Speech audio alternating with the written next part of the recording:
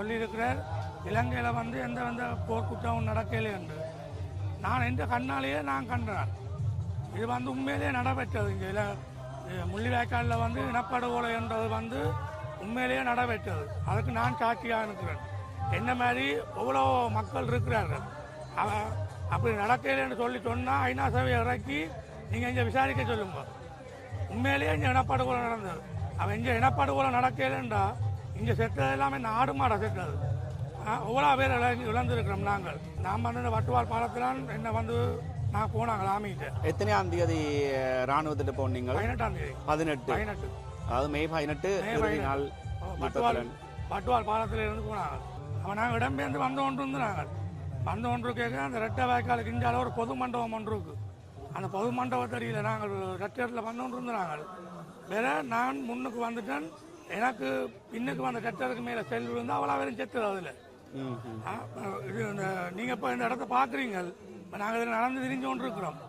ஆனால் எவ்வளோ பேர் நாங்கள் எந்த கண்ணுக்கு முன்னுக்கே ரோட்டு வழியே நாயல் செத்து கிடந்த மாதிரி. இப்போ நாங்கள் ரோட்டால் போய் நாயல் அடிபட்டு கிடக்குன்னா ரோட்டில் அதை விட கேவலமாக எங்கட மக்கள் செத்து கிடந்த வெள்ளடியில் நான் கண்டேன். இந்த மாதிரி எத்தனை ஆயிரம் பேர் பார்த்துருப்பேன் அதை.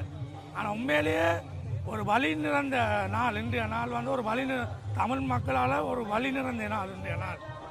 நானும் ரெட்டை கலந்து வரைக்க இதில் ஒரு மாதா சுருவம் ஒன்று இருக்கு. இதில் அதில் இருக்கு. அந்த சுருவத்துக்கு முன்னுக்கு ஒரு சூசோக்கோ அந்த பழையமோட ஆட்டோ, அந்த ஆட்டோக்குள்ள ஒரு சின்ன புள்ளி ஒன்று செத்து கிடந்தது. ஆக்கள் இல்லை, அதில் விலையாக்க ஆக்கள் இல்லை, சின்ன புள்ளி ஒன்று அப்படி அந்த சீட்டு ஒரு பின் சீட்டில் செத்து கிடந்தது. ஆனால் தாய் மாட்டு மூலம் தான் கத்தி கொண்டு தெரிஞ்சு அது முழுக்க. எனக்கு அவலம் நடந்திருக்கேன். சொல்லி தீரா அந்த அவலத்தை சொல்லி தீராது. ஒரு நாளில் சொல்லி தீராது அந்த அவலம்.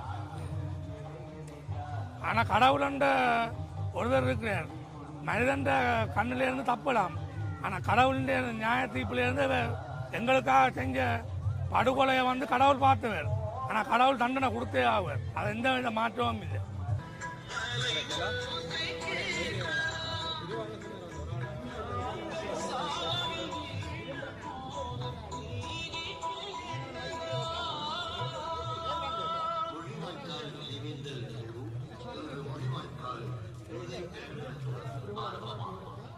மொழிவாய்க்கால்